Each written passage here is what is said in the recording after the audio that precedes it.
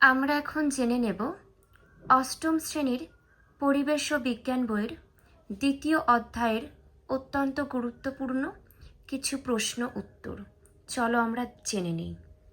প্রথম প্রশ্ন, পৃথিবীর আনুমানিক বয়স কত? মনে রাখবে, পৃথিবীর আনুমানিক বয়স হল 454 কোটি বছর। পরবর্তী তথ্য, পৃথিবীতে প্রাণের সৃষ্টি হয়েছে কত বছর আগে? প্রায় 350 কোটি বছর আগে পৃথিবীতে প্রাণের সৃষ্টি হয়েছে। পরবর্তী তথ্য, পৃথিবীতে মানুষের আবির্ভাব কত বছর আগে হয়েছে? দেখে নাও, পৃথিবীতে মানুষের আবির্ভাব প্রায় 1,20,000 বছর আগে হয়েছে। নেক্সট, স্টেনলেস স্টিলে লোহা ছাড়া আর কোন ধাতু থাকে?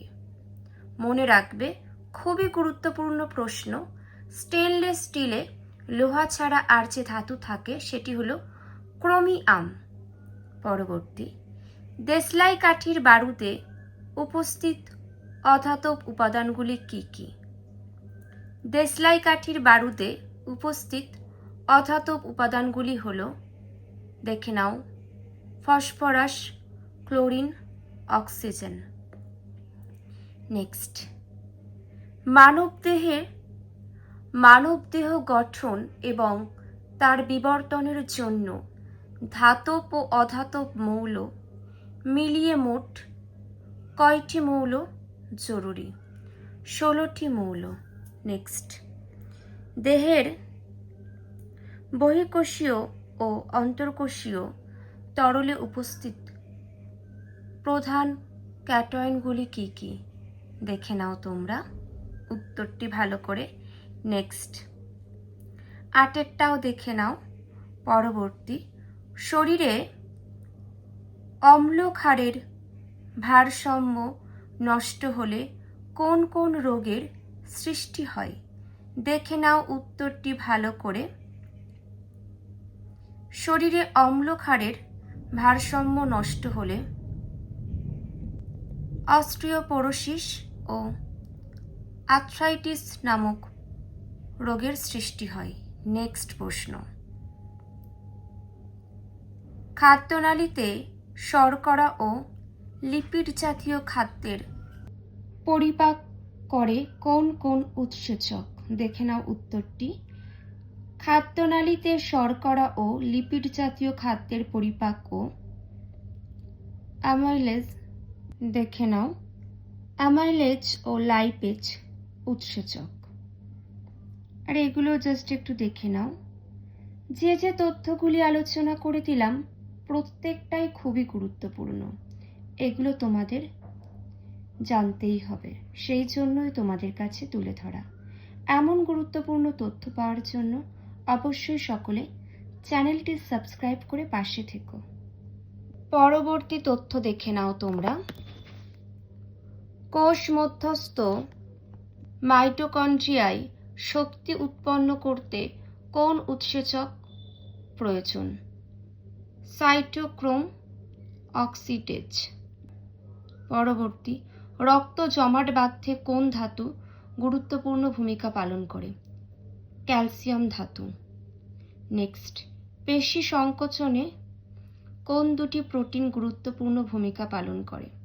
পেশি সংকোচনে যে দুটি প্রোটিন গুরুত্বপূর্ণ ভূমিকা পালন করে তারা হলো, দেখে নাও তোমরা, অ্যাক্টিন ও মায়োসিন। পরবর্তী, স্নায়ুকোষে আবেগ পরিবহন নিয়ন্ত্রণ করে কোন আয়ন? দেখে নাও, স্নায়ুস্পন্দন বা স্নায়ুকোষে আবেগ পরিবহন নিয়ন্ত্রণ করে ক্যালসিয়াম আয়ন। নেক্সট, রক্তে অক্সিজেন পরিবহন করে কোন প্রোটিন? হিমোগ্লোবিন। নেক্সট, একটি প্রোটিনের উদাহরণ দাও যার মূল উপাদান আয়রন। হিমোগ্লোবিন। নেক্সট, আমাদের দেহে কিসের অভাবে ডায়াবেটিস রোগ হয়? ইনসুলিন নামক হরমোনের অভাবে। ডায়াবেটিস রোগ হয়। নেক্সট, থাইরক্সিন হরমোন সংশ্লেষে কোন অধাতু গুরুত্বপূর্ণ ভূমিকা পালন করে? আয়োডিন। নেক্সট, হরমোন গঠনে মুখ্য ভূমিকা গ্রহণ করে এমন একটি ধাতু ও একটি অধাতুর উদাহরণ দাও। দেখে নাও, হরমোন গঠনে মুখ্য ভূমিকা গ্রহণ করে এমন একটি ধাতু হলো জিঙ্ক ও অধাতু হলো আয়োডিন। নেক্সট, 26টাও দেখে নাও, একটি ধাতু ও একটি অধাতুর চিহ্ন লেখো যাদের যৌগ মানুষের দেহে বিষক্রিয়া সৃষ্টি করে। দেখে নাও ভালো করে এটা। পরেরটা, সিগারেটের ধোঁয়া থেকে কোন কোন ধাতু মানব দেহে প্রবেশ করে? সিগারেটের ধোঁয়া থেকে ক্যাডমিয়াম ও নিকেল ধাতু মানব দেহে প্রবেশ করে। পরবর্তী, থার্মাল পাওয়ার স্টেশনের ছায়ে প্রাপ্ত একটি ধাতু ও একটি ধাতুকল্পের নাম করো। থার্মাল পাওয়ার স্টেশনের ছায়ে প্রাপ্ত একটি ধাতু হলো পারদ, আর একটি ধাতুকল্প হলো আর্সেনিক। পরবর্তী প্রশ্ন, পরেরটা ভালো করে দেখো তোমরা। গভীর নলকূপের ও অগভীর নলকূপের জলে উপস্থিত একটি করে বিষাক্ত মৌলের নাম লেখো যাদের যৌগ মানবদেহে প্রবেশ করে ক্ষতি সাধন করে। দেখে নাও উত্তরটি তোমরা ভালো করে। পরবর্তী, দুটি মৌলের নাম লেখো যা জলে দ্রবীভূত যৌগ হিসাবে আমাদের দেহে প্রবেশ করে ক্ষতি সাধন করে। আর্সেনিক ও ফ্লোরিন। যে যে তথ্যগুলি আলোচনা করে দিলাম প্রত্যেকটাই খুব গুরুত্বপূর্ণ। পারলে এগুলো তোমরা নিজেদের খাতায় সুন্দর করে লিখে রাখো।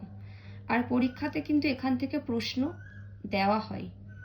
এখানেই শেষ করছি। কারোর কোনো মন্তব্য থাকলে কমেন্টের মধ্য দিয়ে তোমরা জানিও।